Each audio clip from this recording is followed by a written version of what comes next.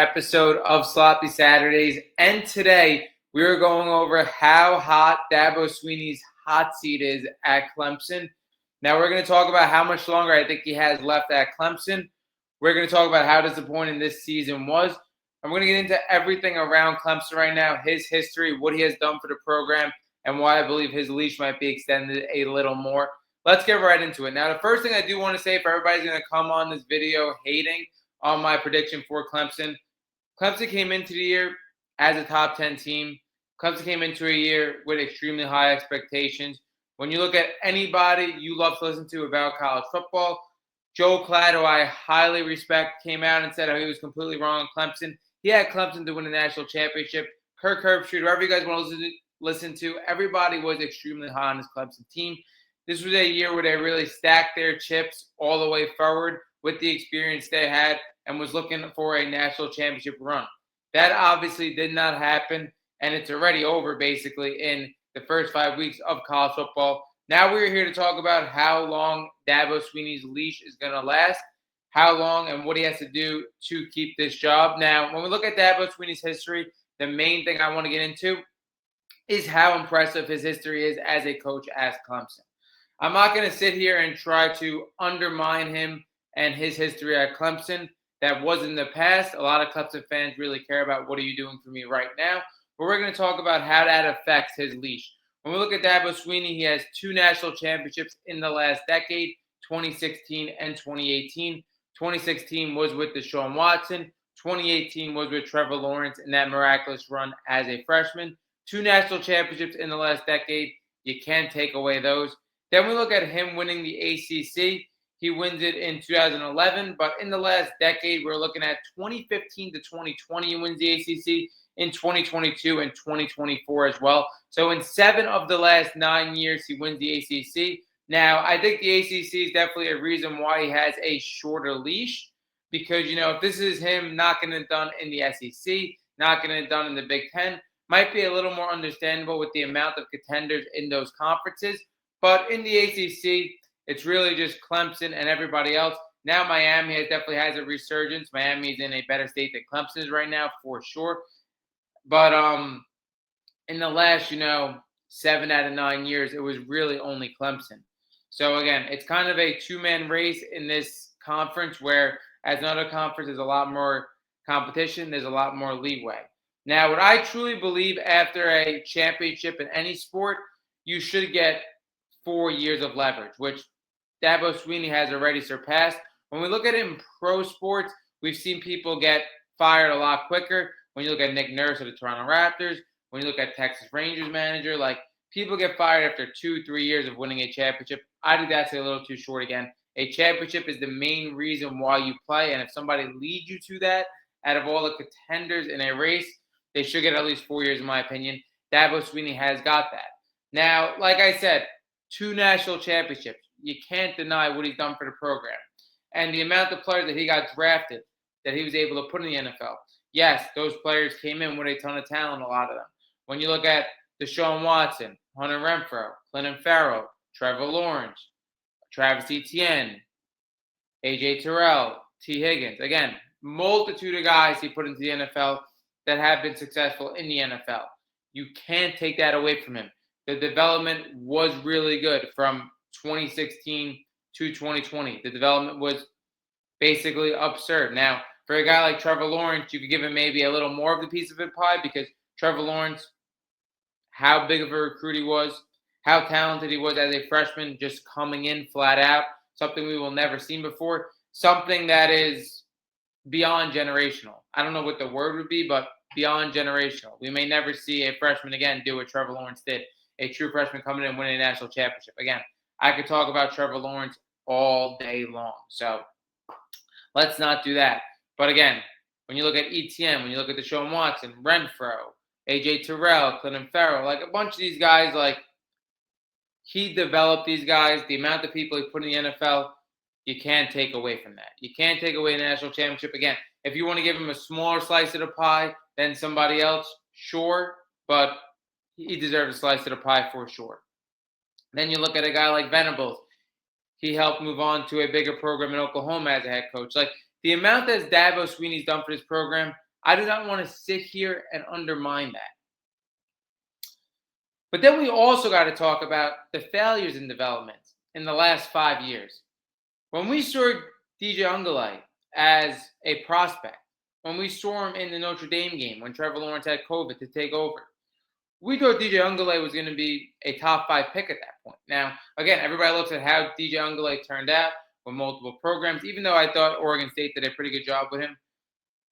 This is a guy who would use expectations with so much raw talent, and we've seen him at points be successful, like I said, in that Notre Dame game. And a guy that Dabo Swinney failed to develop. Then when you look at Cade Klubnik as well, a guy that came in this year with an opportunity to be the number 1 pick in college football, looks completely awful and really did not meet expectations the whole way through Clemson so far. So we look at 2 guys that he got as extremely high recruits, like top 3, top 5 recruits in their class, that he has failed to develop over the last 4 to 5 years. I thought last year he was extremely fortunate. Now, I'm not going to take away a college football playoff berth, but we were looking at an ACC team with 3 losses making the college football playoffs, and they did not stand a chance in the game against Texas the whole entire way through. Texas had a sizable lead. I think it was very fortunate that he was able to get into the college football playoffs.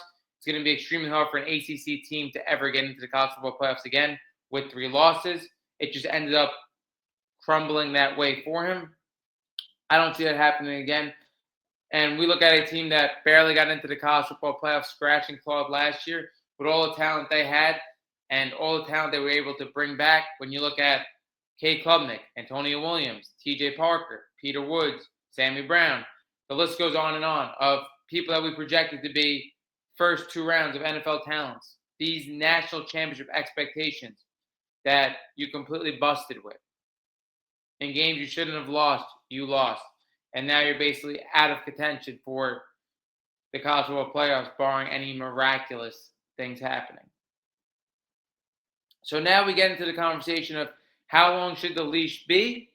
And is it realistic that Dabo Swinney is going to remain the Clemson head coach? I think the leash should be another year, 2 max.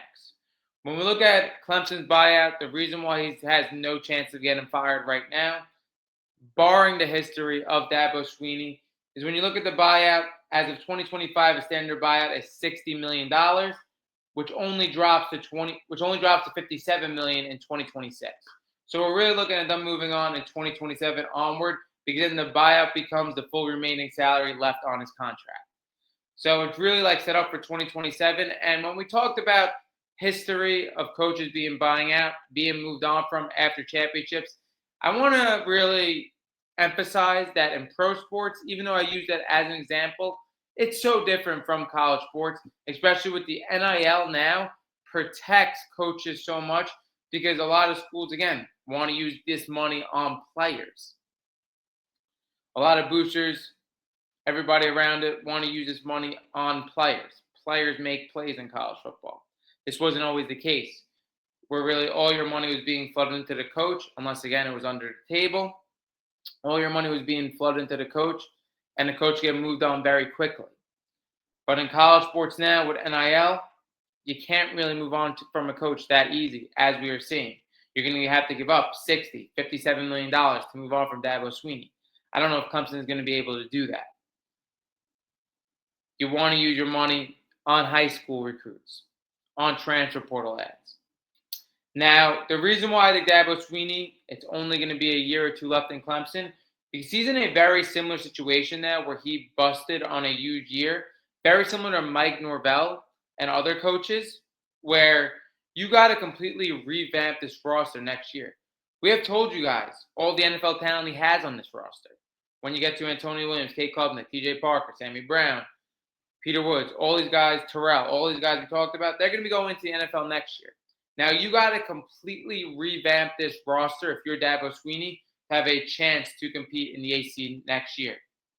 You got to use the transfer portal significantly to revamp this roster. Now, if you're a program like Clemson, a storied program, the history we just named with Dabo Swinney, the type of recruit Dabo Swinney is, type of personality is, it is possible But my biggest issue with Dabo Sweeney, and it has been this way for me for the last 3 years, he has not adapted to the new age of college football. He hasn't used the transfer portal like other coaches have. And you're getting into the point in college football where the stars really don't matter. What I mean is 3-star, 4-star, 5 stars, they really don't matter as much as you think they do. We see as many 5 stars bust as ever. We see as many 3 stars in small programs come out and join bigger programs and succeed. And Dabo Sweeney has to be looking for those guys out of smaller programs. Is he going to wake up now and completely revamp this roster because he knows this is it for him? He could do that. But out of all the coaches in college football, I'm probably least confident in him doing that in a year where he has to do that. So within the failure of development with 2 top recruits at quarterback and all the people leaving now his roster next year and had to get into a complete 1-year turnaround to save his job, I don't trust Dabo Sweeney is going to do that. Now, when you talk about Dabo Sweeney, don't discredit his past. What he done in college football, extremely, extremely, extremely hard to do and impressive. But a guy like Dabo Sweeney who hasn't been adjusting to the new age of college football and a make it or break in year next year to save his job, I don't trust that he's going to be the coach for Clemson 2 years from now. Drop down below what you think about Dabo Sweeney and this Clemson program. Do you think Dabo Sweeney is going to be able to save his job? Do you think he's on an extreme hot seat? Do you think he has a little more time? Drop down below. Even if you disagree with me, I absolutely love to conversate with you guys. That wraps up this episode of Sloppy Saturdays, and we